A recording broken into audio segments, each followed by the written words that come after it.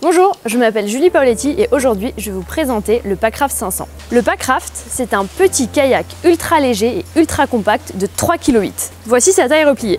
Grâce à sa légèreté et sa compacité, vous pouvez monter le long des cours d'eau, à pied, en roller, en vélo, c'est à vous de choisir. Le sac de compression est aussi le sac de gonflage. Grâce à ce système astucieux, vous pouvez donc monter le long de la rivière, puis gonfler votre Packraft. Attention, la pratique du Packraft peut être dangereuse. Ne descendez jamais des cours d'eau supérieurs à classe 2 et renseignez-vous auprès des professionnels. Par ailleurs, n'oubliez pas de vous munir des éléments de sécurité indispensables. Portez un gilet, un casque et ne descendez jamais une rivière seule. La spécificité de ce kayak est son ultra compacité et sa légèreté. On l'obtient grâce à deux éléments techniques, la construction en cousu étanché et le composant qui est du TPU. Le TPU nous permet d'avoir une embarcation légère et solide.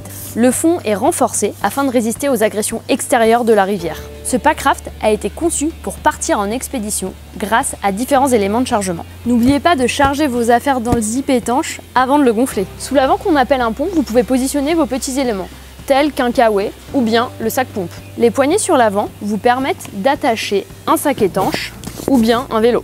Et pour finir, nous avons pensé à un système pour attacher des petits accessoires.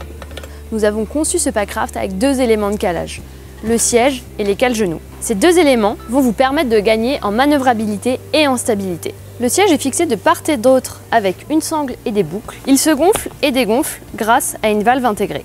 On peut fixer rapidement les cales-genoux grâce au mousqueton, le orange sur le orange, le noir sur le noir, puis les régler grâce à ce système. Les cales-genoux vous permettent aussi de porter le Packraft. Le sac de compression est muni d'un tuyau. Pour gonfler le Packraft, il vous suffit de relier le tuyau au Packraft au sac de compression, puis de mettre de l'air dans le sac, appuyer sur celui-là et faire passer l'air du sac au Packraft. Vous savez que votre Packraft est suffisamment gonflé quand vous ne pouvez plus faire passer d'air du sac pompe au Packraft. Environ 10 coups de sac pompe vous seront nécessaires pour gonfler suffisamment votre Packraft. La démarche est similaire avec le siège. Il vous suffit de relier le sac pompe au siège, puis de le gonfler. Si besoin, vous pouvez aussi utiliser une pompe basse pression. En revanche, attention, il ne faut jamais gonfler le Packraft à une pression supérieure à 1,5 PSI. Lorsque vous allez mettre votre Packraft à l'eau, il se peut qu'il perde un peu de pression avec l'évolution de la température. Pour cela, il vous suffit d'ouvrir le bouchon et de regonfler à la bouche avec cette valve.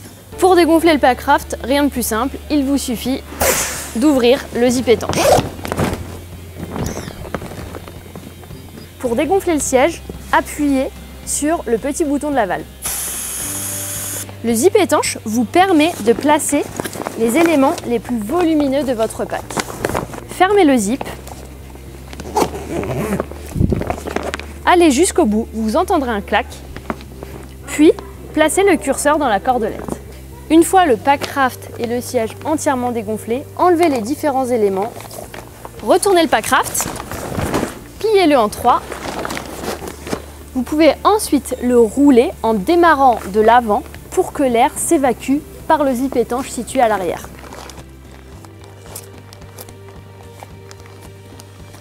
Si vous avez un doute, vous pouvez vous référer à la notice située dans le sac pompe. Elle vous rappellera les différents éléments de montage-démontage. Avec votre Packraft, votre pagaie, votre gilet et votre casque, vous êtes maintenant prêt à découvrir de nouveaux territoires et partir en expédition. La pratique du Packraft reste dangereuse. Soyez prudents.